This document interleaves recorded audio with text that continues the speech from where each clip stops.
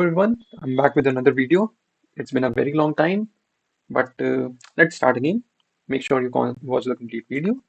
So, uh, now these days I was solving some leet code problems on trees and graphs, and I found that some problems require a common step, which is repeated in most of the problems, and that is to convert a tree into a graph.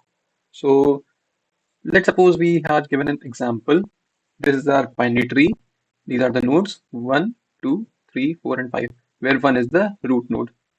So, when we are traversing through the nodes of a binary tree, let's suppose I am traversing through this node to this node, and from this node to this node. A common step that we can't do in a binary tree is that to traverse back to the parent node, and it would require a very complex algorithm. So this step is not valid in a tree.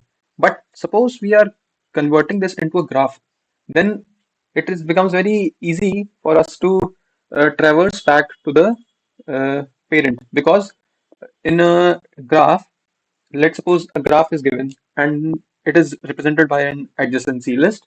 And in the graph, what we can do is that in an adjacency list, if the edge which connects two nodes is bidirectional, then that means that both of them are connected to each other. That is, parent is connected to the child and the child is connected to the parent. And we can push the nodes which are connected to the parent to the child, and the nodes which are connected to the child are pushed to the parent. So this step is quite useful, and let me show how we can do this. So suppose we are given this node, we will set some primary condition, that is the parent of the root node would be 0, and when we apply simple DFS algorithm, not BFS, DFS depth first search, then first we will go to the left node and push it to the adjacency list of node 1, and then we'll go to the uh, right node, which is 3, and push it to the adjacency list of root 1. And same procedure we will apply for this node also, but here it also has a parent, so we will also store a counter for our parent, which would basically check whether parent is first 0 or not, because if our parent is 0, then it means that our node is a root node and has no parent, so we'll not do anything with it. And if our parent is not 0, then we can push it to the adjacency list as well. So illustration to do this is here. So we'll apply a DFS algorithm. First, what we'll do is traverse from 1 to the nodes 2 and 3 and check whether our parent is 0 or not. If the parent is 0, we won't push any parent. But if our parent is not 0, then we'll push it to the uh, adjacency list of that particular node. So when applying this DFS algorithm, this would be the result we would be getting. The node 1 is connected to 2 and 3. The node 2 would be connected to the parent 1, it's the parent, the children 4 and 5.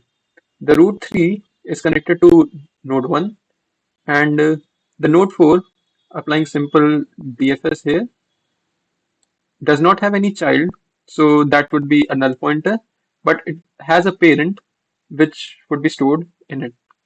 Same case would be taking place for node 5, and so node 4 and node 5 would be having a single neighbor. So I hope you understood about this, and let's look at the code of the problem. So here is the sample code of the problem. What we are doing is we will be making a graph which would be an unordered map. The unordered map would be having an integer. The integer would denote the node of the graph, which would be making as an adjacency list, and the vector with that node of a graph would be denoting the number of neighbors it is connected to.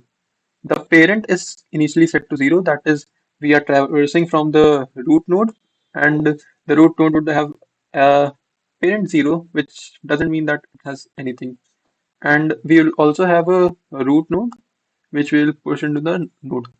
So first we would be making an adjacency list, which would be storing first the current value of the node at which we are present.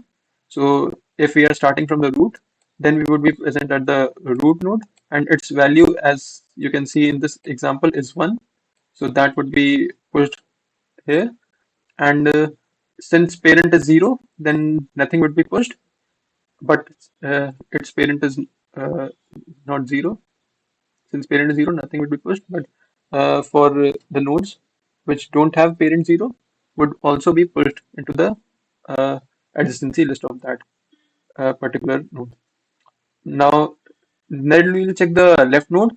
Suppose we are here at node 4. It does not have any left child.